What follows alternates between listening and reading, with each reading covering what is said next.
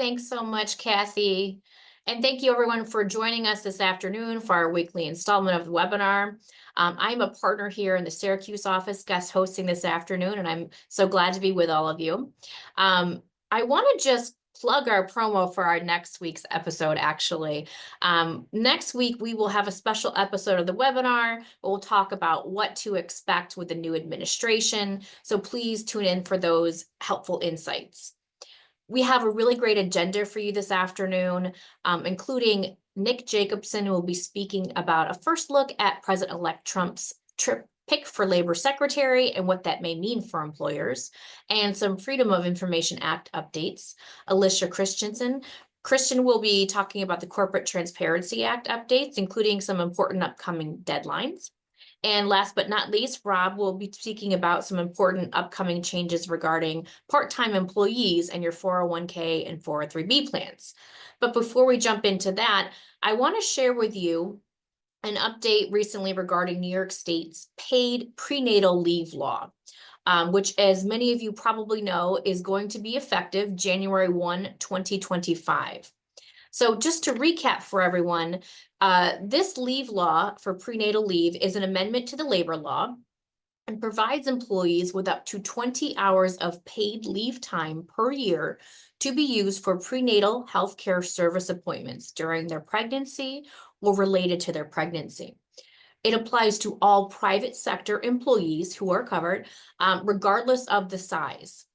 So that we knew was going into effect. The update is that the DOL has launched a new web page with some information and guidance, including some FAQs. And we will put that link in the chat for you so you can have that link to that web page.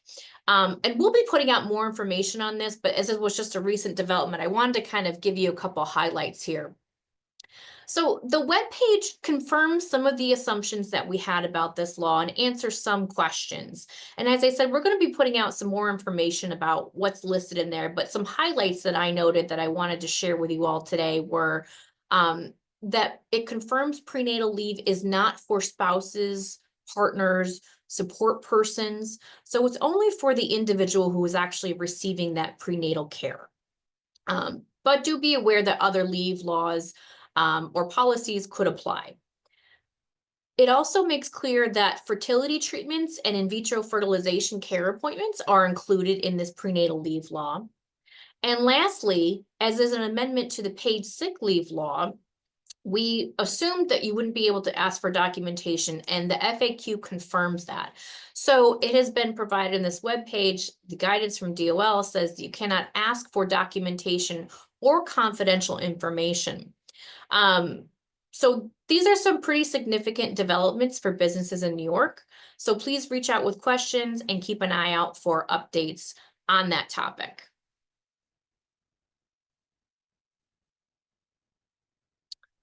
So next, I want to introduce my colleague, Nick Jacobson, who's going to talk about Trump's pick for labor secretary and also some Freedom of Information Act updates. Nick? Thanks, Katie. Next slide, Kathy. All right. So Trump's has announced his nominee for Secretary of Labor. It's Lori Chavez de Reamer. She's currently serving as the U.S. representative for Oregon's 5th Congressional District, although she did lose her 2024 re-election bid. During her time in Congress, she served on the Committee on Education and the Workforce. Her background is in local politics in Oregon. She previously served as the mayor of Happy Valley, Oregon, first elected in 2010. She also served as a city councilwoman and actually started her career as a member of the Parks Committee for Happy Valley. So for those Parks and Rec fans out there, kind of a Leslie Knope kind of beginning for her. She has a business background. Her and her husband own and operate a small business and anesthesia management company, and she has a business administration degree from Fresno State University. Next slide, please. When Ms. Chavez DeRemer was announced as Trump's nominee for Secretary of Labor, a lot of employers were concerned due to some union connections that she had. And honestly, her nomination kind of came as somewhat of a surprise. She's the daughter of a Teamster, and despite being a Republican in a deeply blue state, she did actually earn several union endorsements during her campaign. She's also been a Republican co-sponsor of some union-friendly legislation, both the Protecting the Right to Organize Act and also the Public Sector Freedom to Negotiate Act. The PRO Act is aimed at weakening right to work laws that are currently in effect in 27 different states. And the Public Sector Freedom to Negotiate Act would expand public sector collective bargaining rights to all states and nationalize public sector bargaining rules under the Federal Labor Relations Authority. Next slide, please.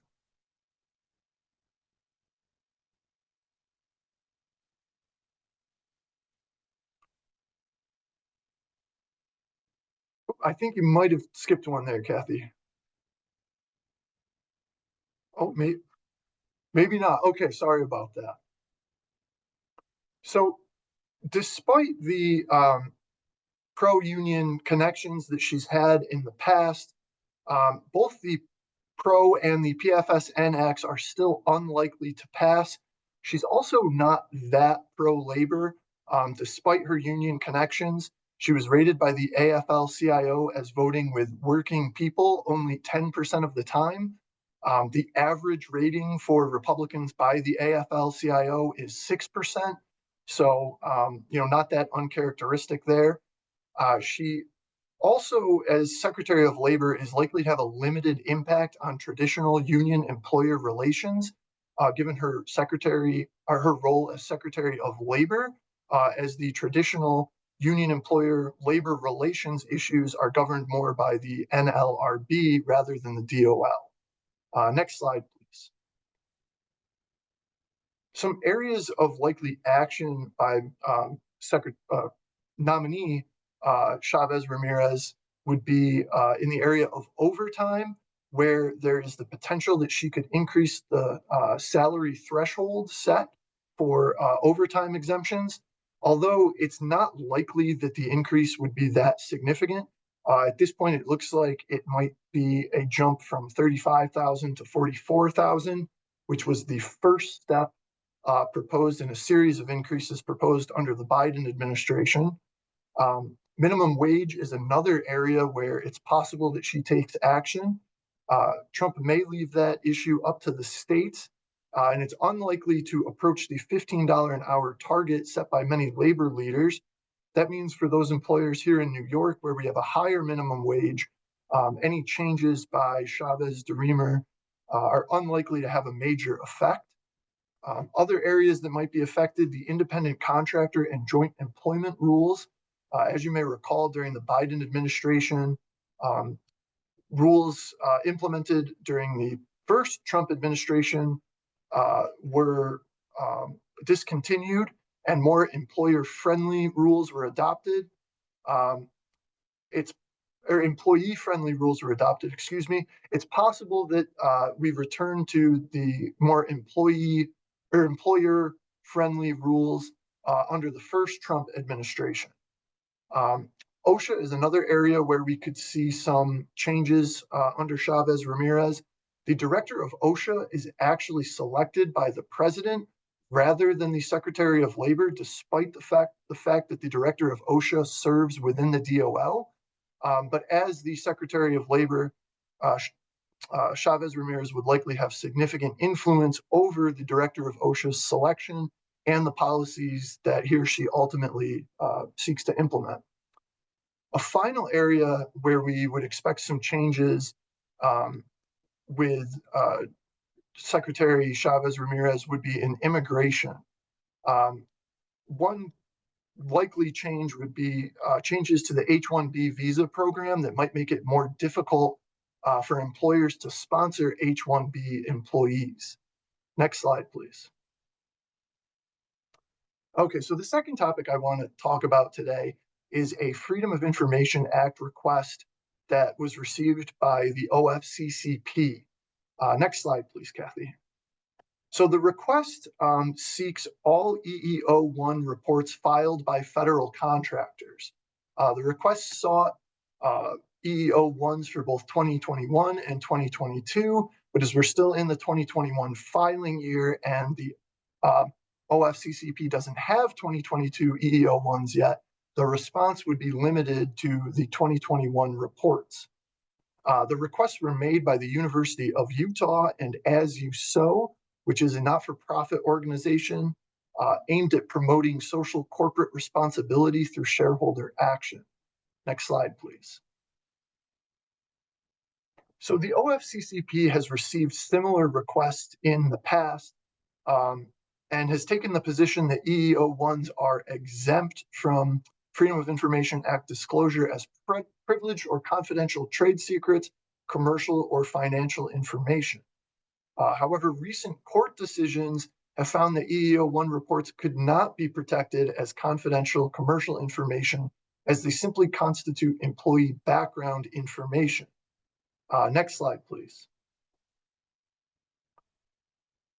So the OFCCP has given notice to employers that they can object to the disclosure of the EEO-1s by December 10th, 2024. Those objections can be filed either by email or through an OFCCP portal. In response to the prior request, the OFCCP withheld records of employers that objected, although the records were eventually disclosed after a court order. In response to this request, the OFCCP has asked employers to answer 5 questions to explain why the information sought constitutes confidential commercial or financial information as part of their objection, likely in response to the unfavorable rulings that were handed down with respect to the prior requests. Next slide, please.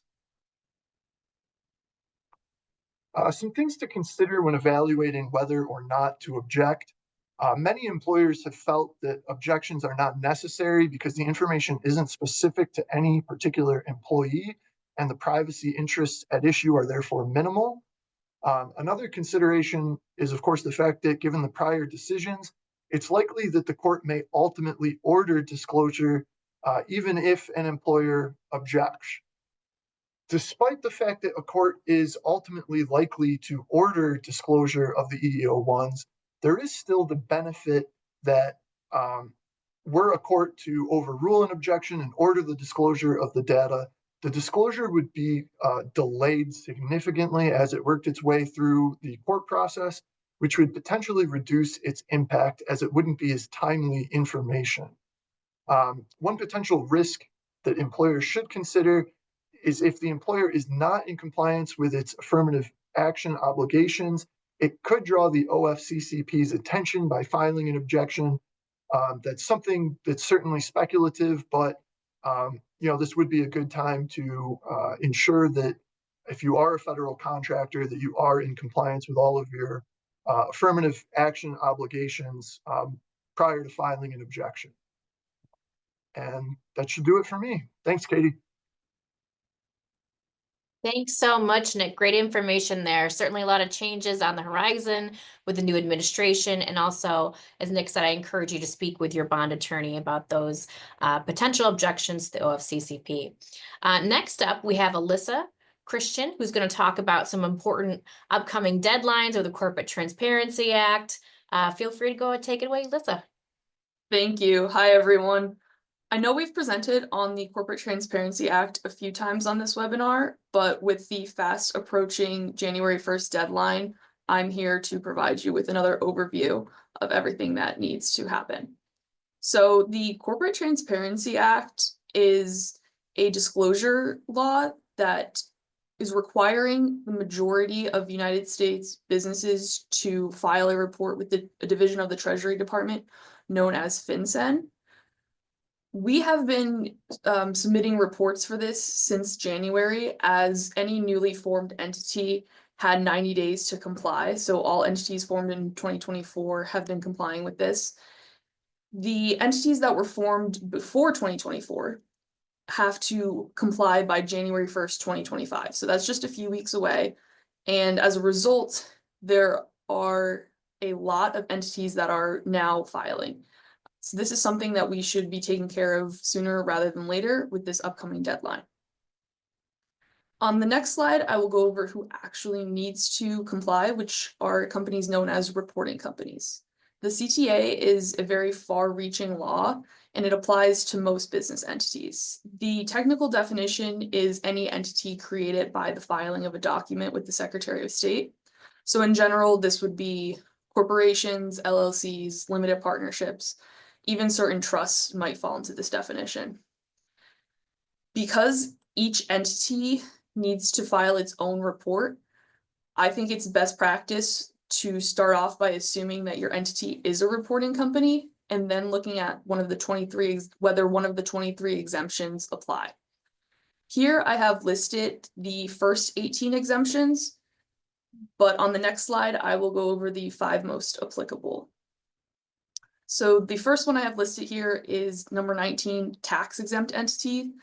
Entities that have received a determination letter from the IRS exempting them from tax do qualify, but it's important to note that not all nonprofits will fall into this exemption. So each exemption has a list of specific criteria that it needs to meet. So it's important to make sure that you look at the exemption language and make sure you fall into this category before you determine that you do not need to file a beneficial ownership report. The large operating company exemption is an exemption that is exempting many businesses. There are 6 criteria for that. However, the 2 determinative factors seem to always be whether the company has more than 5 million in gross receipts and more than 20 employees. Now, often a large operating company will have numerous entities within its family, like its company family. So again, it's important to make sure that each entity is doing its own analysis, because as you'll see, the next exemption I have listed is a subsidiary of certain exempt entities. So if a large operating company has a subsidiary entity that is 100% owned, that entity will also be exempt, but the subsidiary exemption is a little tricky, as if a large operating company, for example, has a property holding company that is not completely owned by the exempt entity, it will not qualify for an exemption, especially because a property holding company will not meet the large operating company exemption on its own because it doesn't have employees. And then finally, I have the inactive entity exemption listed. This is also a tricky exemption because the entity cannot be doing any business whatsoever, and it cannot have any assets, and it could not have had them in the last 12 months. So since all of these have very specific requirements, I encourage you to reach out to determine whether the exemption does fit the entity, especially if you're unsure. Moving on to the next slide. The main thing a reporting company will need to report is who are the beneficial owners. So once we determine that the entity does need to report, we'll do an analysis to determine who the beneficial owners are, which is anybody who has 25% or more ownership in, who owns 25% or more of the ownership interests of the company or has substantial control over the reporting company. Substantial control is typically referring to the officers, directors, but there is a catch-all that it's anybody with substantial control, so this can be tricky to determine. The good news is the report does not require us to say why someone's being reported. So if there's overlap between an ownership interest and substantial control, it actually makes the analysis a little easier. Once we determine who the beneficial owners are, we will then need to gather some information for the actual report, which I have listed on the next slide. So the beneficial ownership information report has 3 main sections: the company information, the applicant information, and the beneficial owner information. So as I've mentioned before, each entity needs to file its own report, And on that first section, it's going to report its name, any trade names it uses, its current address, a tax identification number, so usually an EIN, but in some situations we may be able to use the social security number of a single member, and where that entity was formed. The second section is the applicant information, which is only applicable to entities formed in 2024 or later. And the information reported is the same as what a beneficial owner would need to report. So that's name, date of birth, a current address, and they need to submit a copy of their ID. So that has to be a non-expired current ID, so it could be a passport, driver's license. However, those 5 pieces of information, there is an alternative to report, which I have on the next slide. It's called the FinCEN identifier. Instead of each beneficial owner giving the reporting company those 5 pieces of information to then put on the report, the individuals can report that information to FinCEN themselves by creating an account with FinCEN, giving the driver's license or passport, submitting the information, and then FinCEN will generate a 12-digit number. The individual can then give the 12-digit number to the entity, and the entity will just need to put the 12-digit number on the report. They won't have to put the name, date of birth, address, or submit a copy of the ID. This makes filing the report a lot simpler, but it also makes updating the report a lot simpler as well, since the report needs to be updated whenever any of the information changes. So if one of the beneficial owners were to move, that information would need to be updated. And in order to update a report, you have to redo the whole thing. However, if that beneficial owner had a FinCEN ID, they would just log into their FinCEN account, update it, and then the number stays the same, so the company would not have to change their report. Therefore, whenever there's really more than one or two beneficial owners, I encourage them to explore the FinCEN identifier route, especially since it makes updating so much easier. On the next slide, please. I just want to go over some corporate best practices, since this is a law that has very steep consequences. First, you need to file this report by January 1st, 2025. Once it's filed, as I've mentioned, there's this ongoing duty to update the report and keep it current. So it'd be best to adopt a CTA compliance policy. This would include provisions that require any elected director or officer to give the information that's needed for the report to the company. So either give a FinCEN ID or provide the license and updated information. And then also the company should be creating an internal system to allow them to track their compliance. So if this is a company that is always replacing its board of directors each year, there needs to be something in place that reminds you to update your CTA report. Also, anytime a new DBA is registered, that would trigger an update. So things like that need to be put in place to make sure that compliance going forward happens. Next slide, please.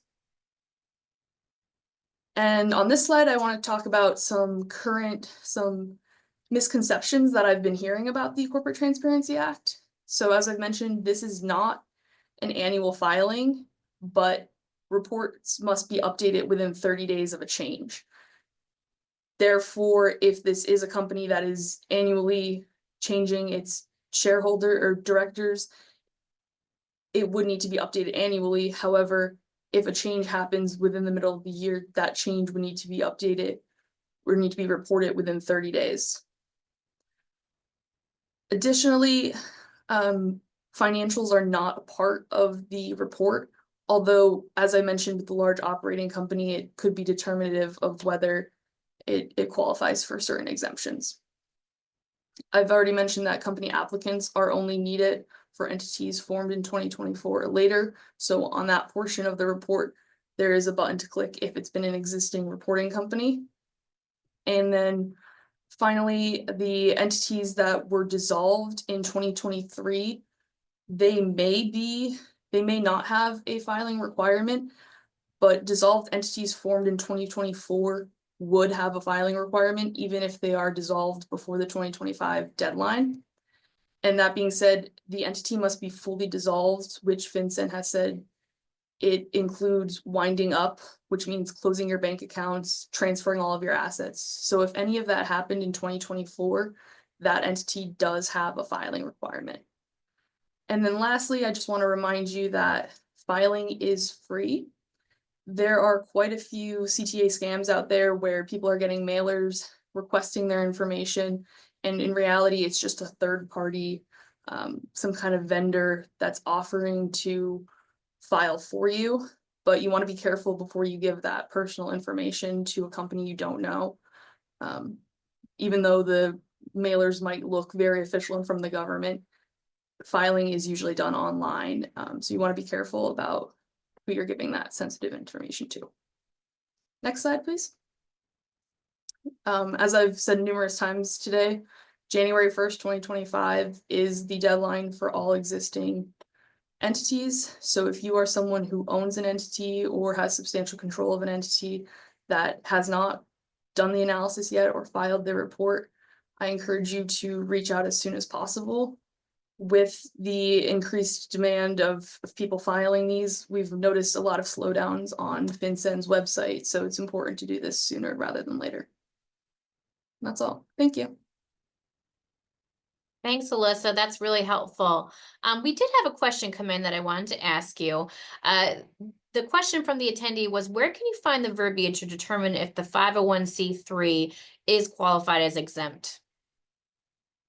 So FinCEN has quite a few resources, including a small business compliance guide that lists out all of the exemptions. And another question that came in was, I think you might have spoke about this a bit, but the penalties for not filing, as I understand it, they can be fairly steep. Yes, the penalties are both criminal and civil, so I think it's over $500 a day for non-compliance, and then there's criminal consequences for willful falsifying reports and such. So it is something you definitely want to comply with because of the steep consequences. Great.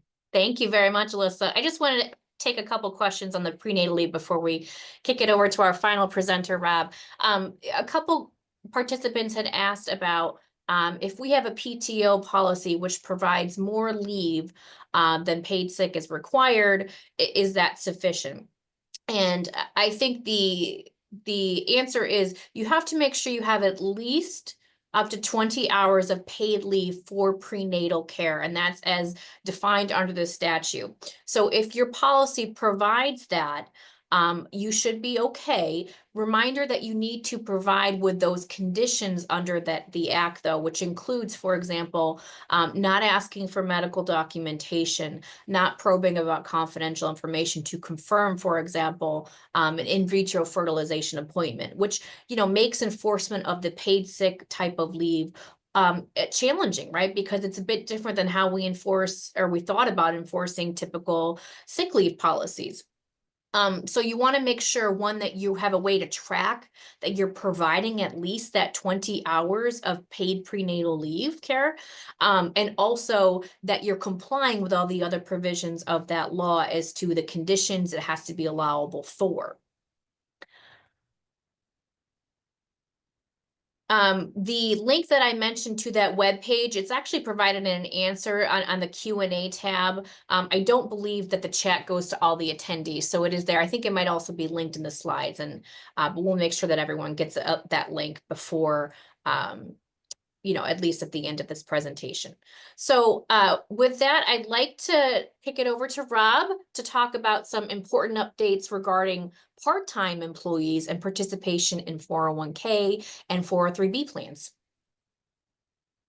Good afternoon, everyone. First of all, I have to say, with respect to the opening slide there, that part of these rules actually took effect earlier this year, January 1st, 2024. So hopefully that part of the presentation will just be a reminder, although I'll have some suggestions if these new rules are news to you. But the new rules are under recent legislation, and they relate to how 401k and 403b plans operate and what employees they have to allow to participate. So 401k and 403b plans are unique among retirement plans in that they permit employees to contribute their own salary or bonus, their own eligible pay to the plan. Kathy, you can go to the next slide. For many years, the rule has been that 401k plans, I'm going to talk about 401k plans first. 401k plans could exclude new employees, new hires, until they completed a year of service, which is defined as, which was defined and still is defined as working at least 1,000 hours in a 12-month period. So the idea is that Congress didn't want to require retirement plans to have to deal with part-time employees who tend to be short-term employees. You know, they come and leave, and rather than requiring employers to set up an account and that has to be administered for these part-time employees, they had this 1,000-hour rule. But the competing consideration is that Congress thinks that there's a retirement savings problem in the country. They've passed a number of laws to encourage better savings by employees and citizens. So back in 2019, the original Secure Act, they passed the first law relating to so-called long-term part-time employees. Under the original act, that was defined as someone who worked 500, not 1,000, but 500 or more hours in 3 consecutive 12-month period.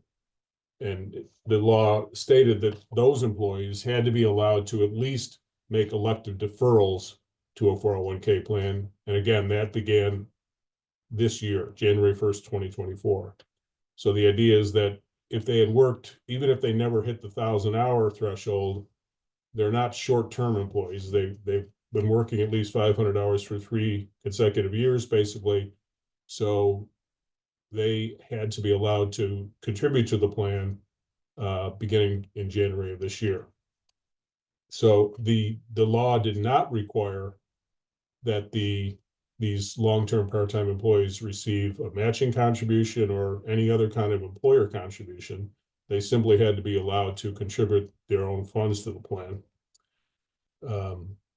If the employer decided to make an employer contribution on behalf of these part-time employees, then the employer also had to count their service. They had to count a 12-month period in which they had at least 500 hours as a year of service for vesting purposes. Next slide, Kathy. So like I said, that was under the original Secure Act passed in late 2019. You'll notice that it wasn't effective until 2024. So the law gave employers, plan sponsors 4 full years to gear up for this. And that's because, as I said, the 1,000-hour rule has been in effect for 50 years. And so employers had to change their record-keeping systems and HR systems and payroll systems in order to be able to track when their part-time employees, achieved the 500 or greater number of hours. More recently, the so-called Secure Act 2.0, which was passed late in 2022, Congress decided to reduce the service requirement for 401k plans to 2 consecutive 12-month periods with 500 or more hours. It was originally 3, now it is 2. And again, that requirement took effect January 1st, 2024. So, for example, a part-time employee who worked 500 hours, 500 or more hours in each of 2022 and 2023 would have had to been admitted to the plan and allowed to make elective deferrals beginning in January of this year. This later legislation also applied these long-term part-time rules to 403b plans that are covered by ERISA. So 403b plans are similar to 401k plans. They're sponsored either by governmental employers tax exempt employers, and some church organizations. The new rules on long-term part-time employees only apply to ERISA plans. So most governmental and church 403B plans will not be effective. And these rules as to ERISA 403B plans are effective January 1st, 2025, so less than a month away. Importantly, the new rules for 403B plans still allow sponsors to exclude employees based on their employment classification. So for example, student employees of universities, non-resident aliens, and there are a couple other categorical exclusions. Those aren't affected by this. So even if those employees work 500 or more hours, they don't have to be allowed into the plan. Next slide, please. So what do 401k and 403b plan sponsors have to do? As I said, the 401k rules took effect January 1st, 2024. So if a 401k plan sponsor had these long-term part-time employees, they should have been allowed to defer beginning January 1st, 2024. I'm sure if you're hearing this, you've probably almost certainly heard it before. I know we've put out a couple of information memos on this new requirement. So hopefully this is just a reminder. If by chance you haven't done that and you think you might have qualifying long-term part-time employees, that kind of a failure, as it's called, can be corrected. So just contact us here in the employee benefits group and we can help you with that. 403B plan sponsors, the rule is new. Like I said, it begins next month, January 1st, 2025.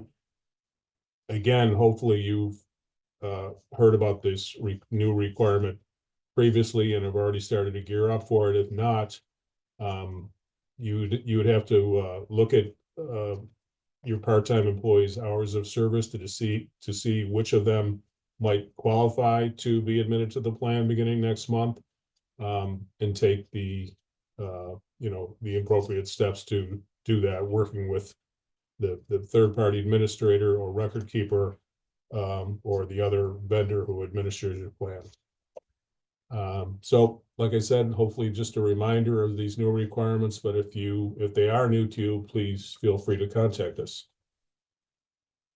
Alyssa, back to you. Excuse Thanks, me, Rob. Katie, back to you. That's Sorry. okay. That's okay. Thanks. I appreciate that good information, especially as we sort of careen here towards the end of the calendar year and some of those upcoming dates. Rob, a question was asked about notification obligations. Do sponsors have any obligation to affirmatively notify potential part-time employees of their eligibility? They would have an obligation to provide a summary of the plan, but there's no obligation to send out a notice this month, for example.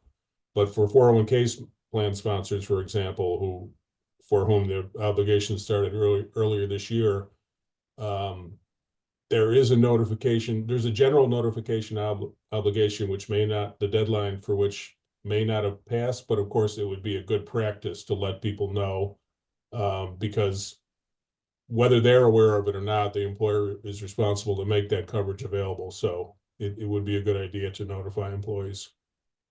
Thanks so much, Rob.